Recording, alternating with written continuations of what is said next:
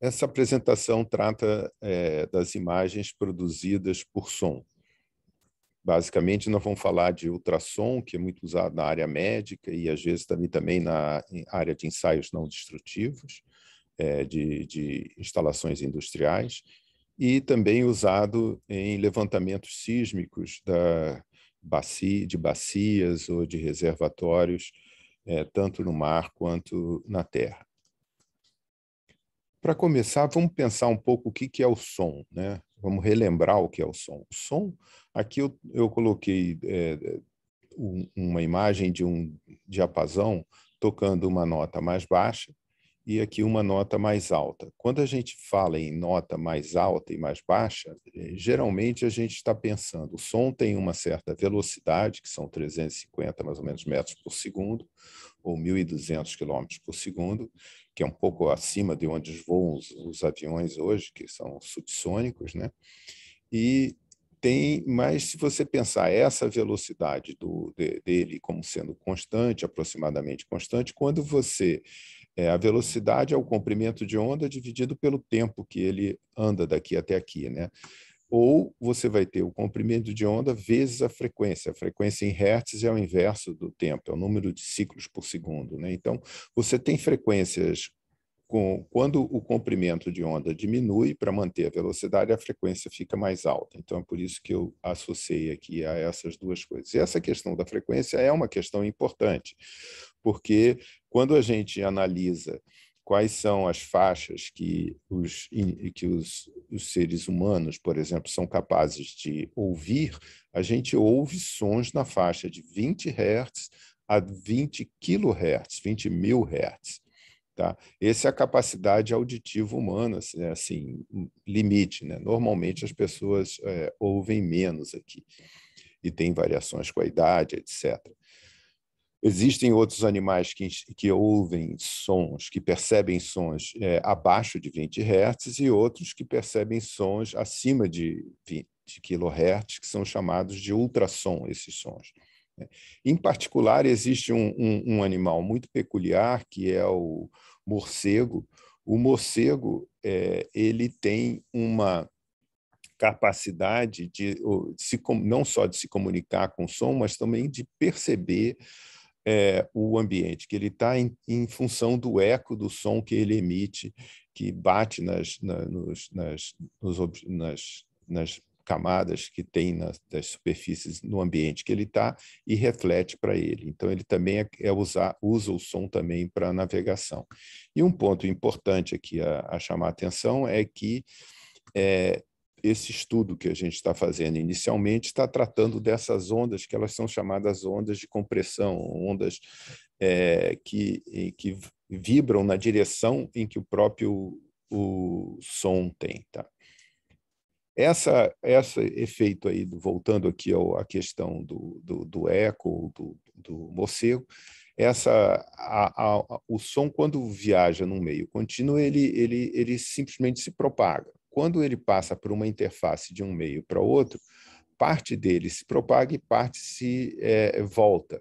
Essa parte que volta, ela é uma parte que é proporcional a uma propriedade física dos materiais, dos meios no qual eles estão, da diferença dessas propriedades físicas do meio 1, por exemplo, aqui com o meio 2.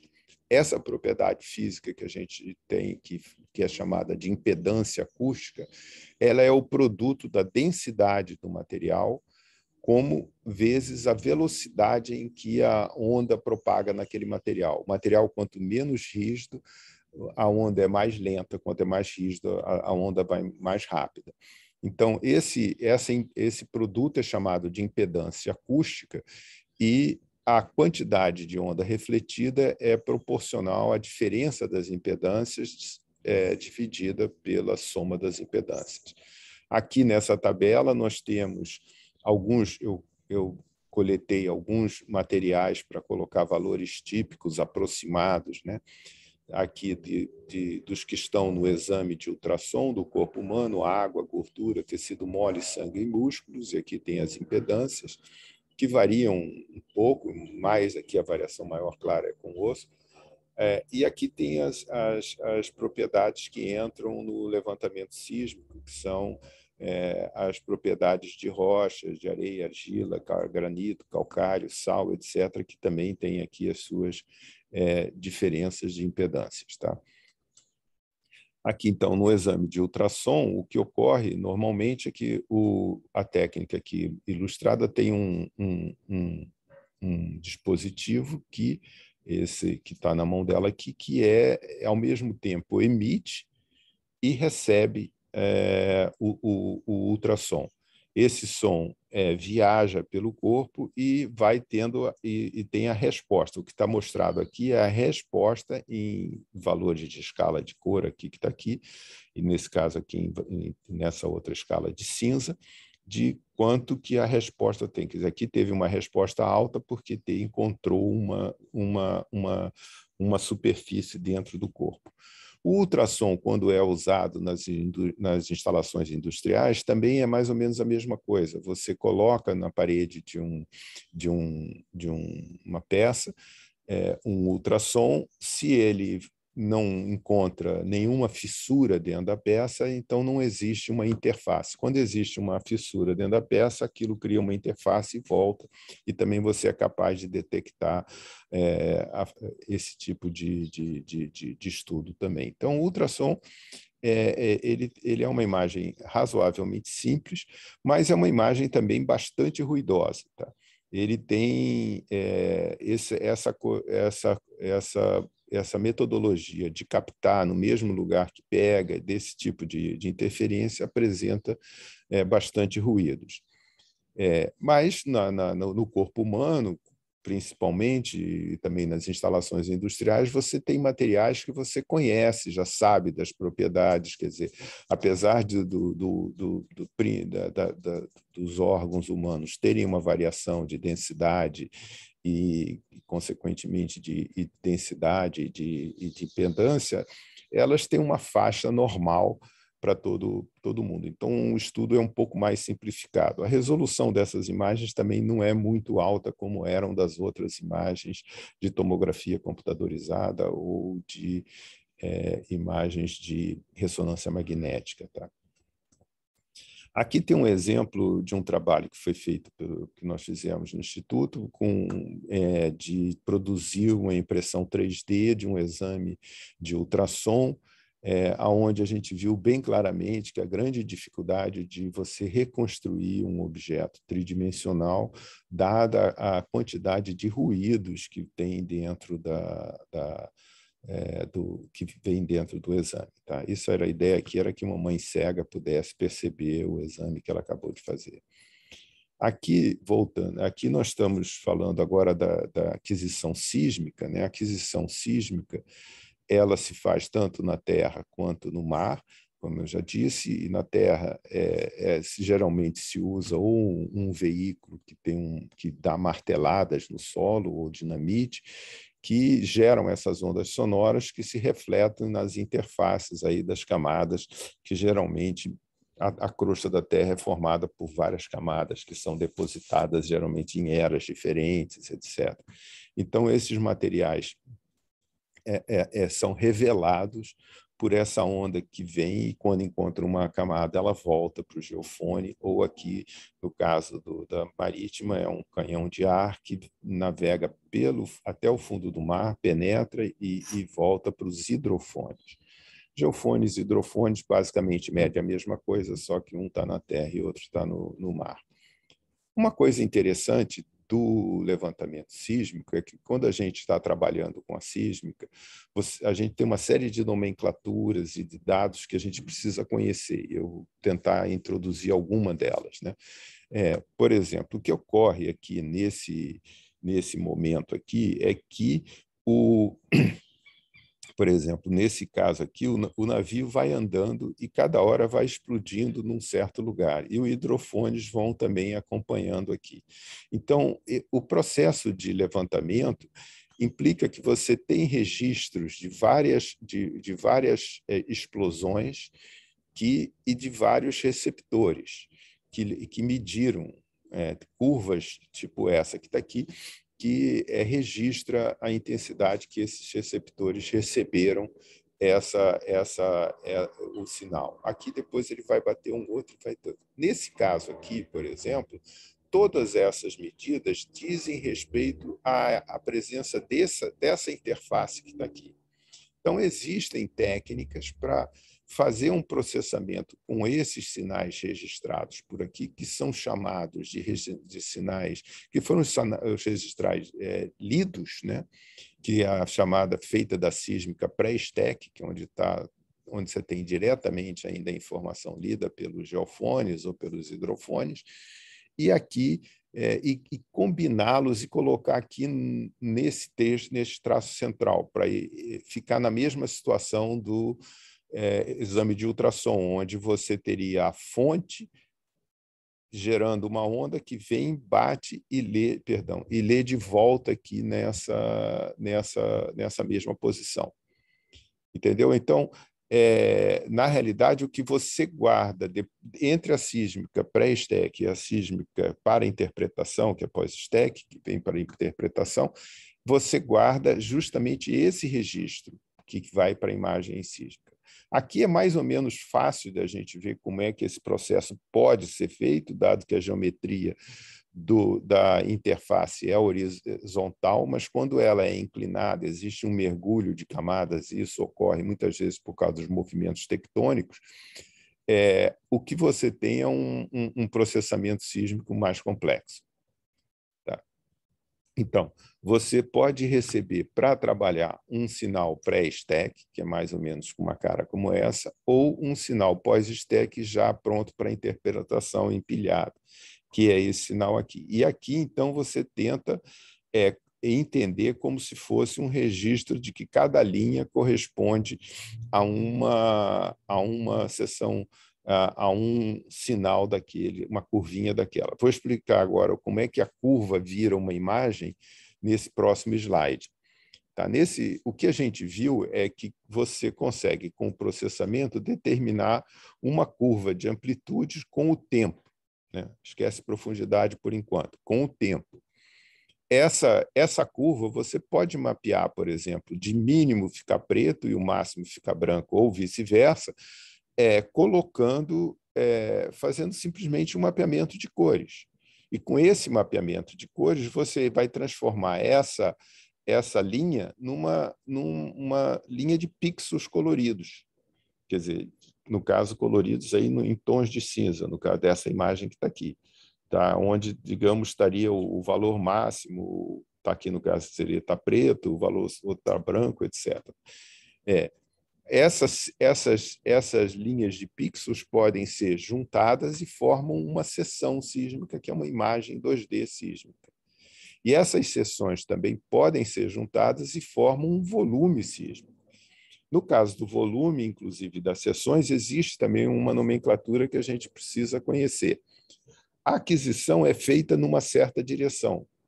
Nessa direção de aquisição, todas as seções paralelas a ela são chamadas de seção inline. As perpendiculares, crossline. E se você pegar seções que são paralelas ao eixo do tempo, você vai pegar as seções timeline, tá? Que seriam as seções aqui, esse do topo, por exemplo, é uma timeline. Tá? Quando esse levantamento, muitas vezes, durante a exploração sísmica de um reservatório, que pode causar problemas, porque a despressurização causada pela exploração do petróleo pode trazer alguns problemas. Então, quando isso ocorre, a gente precisa colocar aqui, às vezes feito, não é? A gente precisa, às vezes é feito colocar geofones no fundo do mar e ficar repetindo esse levantamento sísmico 3D. Esse levantamento sísmico 3D em vários tempos diferentes é o que a gente chama de sísmica 4D. Só para também avançar um pouco na nomenclatura, essas interfaces entre camadas são chamadas de horizontes sísmicos.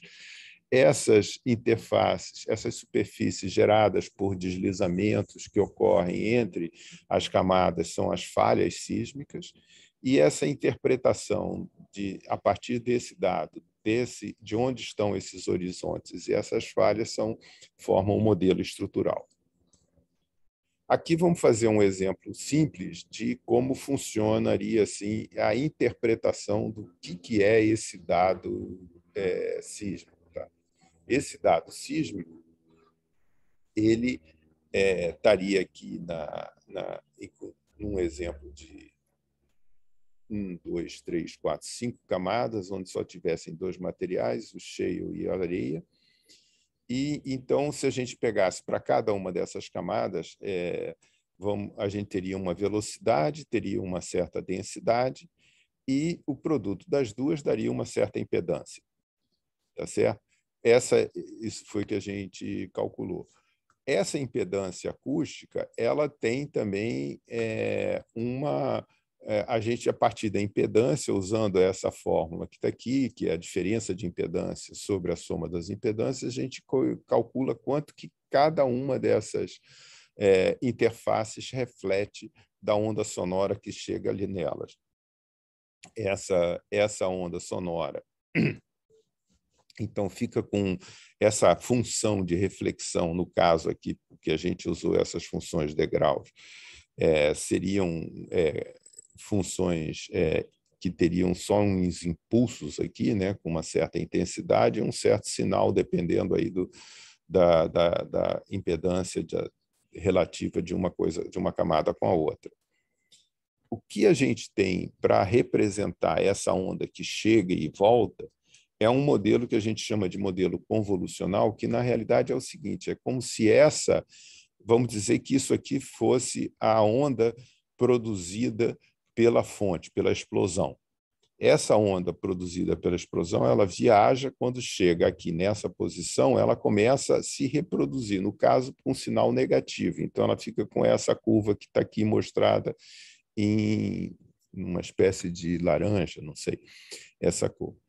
Tá?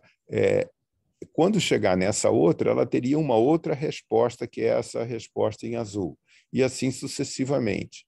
Quer dizer, o que ocorre, na realidade, o que se lê aqui em cima é a soma dessas reflexões, que seria, então, que caracterizaria a amplitude sísmica lida naquele ponto.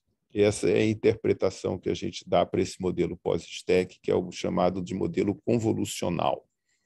Tá? Nesse modelo convolucional, a gente diz que a amplitude ela é função da wavelet, que representa a fonte, e da reflectividade naquele traço.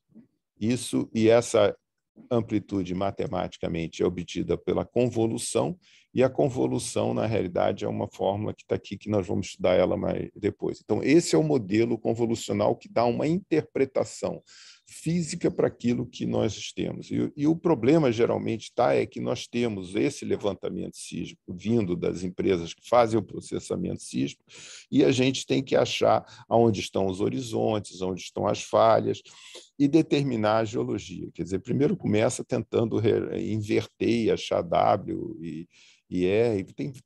Esse é o processamento que a gente faz, quer por atributos sísmicos, quer usando redes neurais profundas, que nós vamos trabalhar com isso.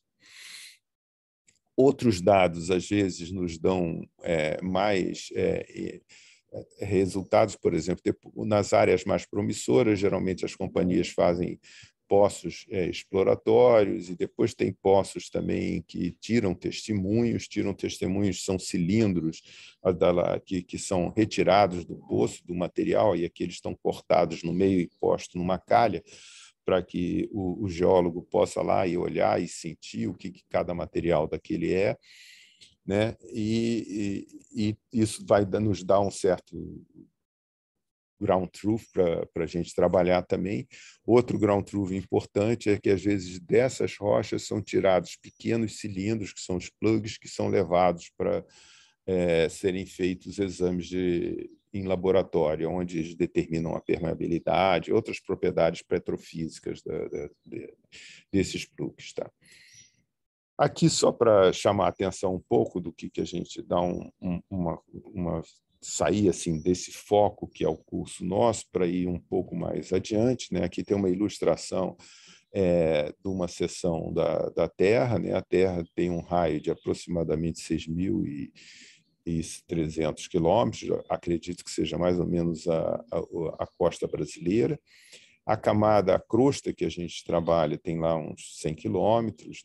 Nessa crosta tem várias camadas também, ela não é uma coisa homogênea, são várias camadas que são geralmente depositadas, depois sofrem os movimentos da tectônica, né? Então, isso é o que se estuda para tentar determinar. Aqui tem um... E tudo que eu falei até agora dizia respeito a uma onda computacional, que seria a onda que é a única onda que existe em líquidos e gases. Tá? Quando você está falando em sólidos, como a Terra ou como o corpo humano, existem outras ondas também geradas. Tá? Existe não só a onda P, que é essa onda que muitas vezes a gente associa P por ser uma onda de pressão, mas na realidade esse nome veio porque ela é a primária, é a onda mais veloz, é a primeira que chega no sismograma, quando se estuda terremotos. E depois tem uma outra onda que ela não é... Essa onda P, ela é de compressão e de dilatação na direção da propagação. Na direção perpendicular da propagação ocorre uma onda S, que seria S de secundária, mas também é uma onda... muitas vezes as pessoas, como essa deformação que está acontecendo aqui no sólido, os mecânicos só chamam de cisalhamento, ou shear, às vezes as pessoas também associam esse S ao shear. Tá? Essas duas ondas ocorrem e hoje, nos levantamentos mais modernos, já se procura interpretar, a colocar geofones que capturem a onda S e também, com isso, trabalhar para interpretar melhor a imagem sísmica que é produzida, ou gerar uma imagem sísmica melhor dentro desse processo, fazer o processamento. Geralmente, isso leva o processamento do pós-stack para o pré-stack, e é onde a gente tem várias pessoas trabalhando hoje nisso. Né? Uma outra coisa interessante é que essas ondas, quando chegam na superfície, refletem, chegam na superfície, vêm de alguma forma, elas se transformam em duas ondas que são de amplitude maiores e que são muito destrutivas nos terremotos. As ondas, essa de Love, que vai para um lado para o outro, e essa de Raleigh, que parece a onda que tem no mar. Essas ondas são muito destrutivas, chegam depois. No sismograma se percebe que, quando ocorre um terremoto, primeiro chega a P, depois chega a S, depois começam a chegar essas, e aí que ocorre a destruição das coisas. Só por curiosidade, só para dar um contexto do que a gente não está estudando, né, nesse negócio. Aqui tem, né, dentro desses livros mais especializados de sísmica, de estratigrafia e tal, você vê que a onda P tem teorias que a onda P se transforma reflete como P, mas também reflete como S, transmite como P, mas também converte e transmite como S. E aqui eu completei aquela tabela original, colocando aqui também a velocidade da onda S, que você vê que aproximadamente é metade da velocidade da onda P. Tá? Então, isso é só para ilustrar, para dizer que dá um contorno do que a gente está estudando e daquilo que a gente não estudou. Tá? Então, é isso que eu tenho por hoje. Opa, perdão, não sei o que. É isso que eu tenho por hoje. Tá? Obrigado.